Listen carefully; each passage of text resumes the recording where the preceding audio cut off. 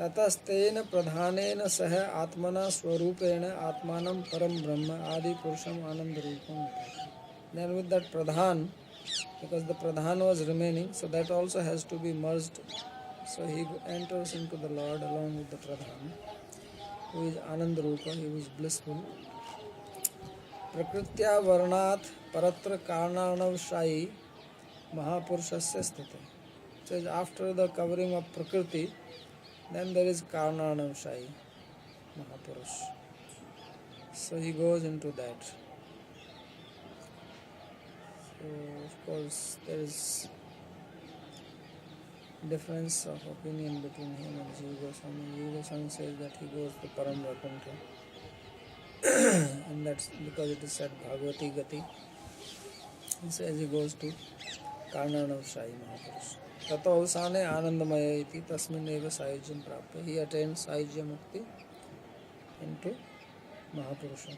Na visajjate iha sansare navartate. Then he does not come back. So this is his final liberation. Now, after speaking this process of yoga, Sukadeva Goswami is not very satisfied. So he has to come back to his original thing, and that is, he talked about bhakti in the very beginning of the previous chapter. First chapter, he has already said that the thing which has to be done is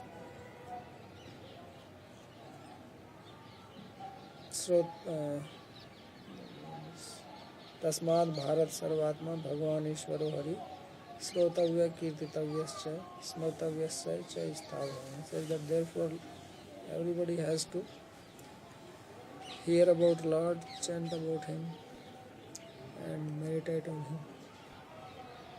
So he again will come back to that. In the next verse he says, एते श्रुति ते नृपवेद गीते त्वयाभिपृष्टे सनातने च ये वै पुरा ब्रह्मण आह पृष्ठ आराधितो भगवान Vasudev. He said that, O king, that which you have asked, I have described these two processes, and these are eternal paths. These are the eternal paths of liberation, two types of liberation, Krama Mukti and Sadhya Mukti, gradual liberation and immediate liberation. So he says that I have described this to you which you had asked, because his question was what a person who is dying, what he has to do. So he has explained. He says, in the past, Lord Brahma has asked this to Lord Krishna. ये वै पुरा ब्रह्मणा पृष्ठ आराधितो भगवान Vasudev. After worshipping the Lord, he has asked the same question to Lord Krishna, and Lord Krishna replied like this. So he gives this answer. And then he will talk about the third path, which is his favorite path, and that is the path of Bhakti Yoga. So he says in the Vedas, these are the two paths described, Veda Gita. But there is one more, that is the third one. Sriti Brahma Marga. These are the paths to realization.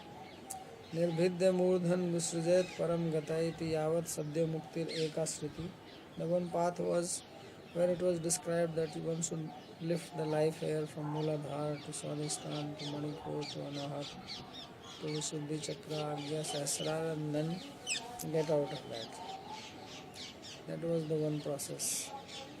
And then the second one was Yadi Prayasyam Ityadina Kram Muktisya. That if one wants to go to the higher planet and enjoy there, then one should leave through the Susumna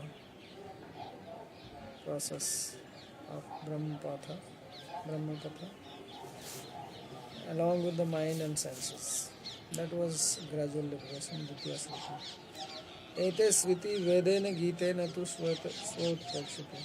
These are the two processes which has been described in the Vedas. Where they are described in the Vedas, he quotes from two statements from the Vedas. First one is Yada sarve pramuchyante kama yasya hridih sthita atha martyo mrito bhavati atra brahma samusmrite iti sadhya mukti.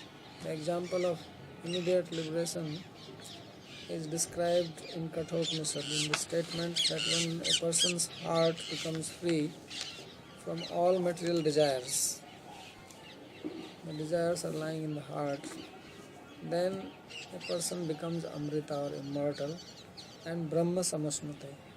He realizes Brahma. And the other path of gradual liberation, that is described in Brihadaranyaka Upanishad, which is called the Archiradi Marg, that you go through the process of light. Te archibhi ravi sambhavanti ityadi kram mukti. There is a whole process that how you go from one place to another, and the presiding deity of that takes you to the next place.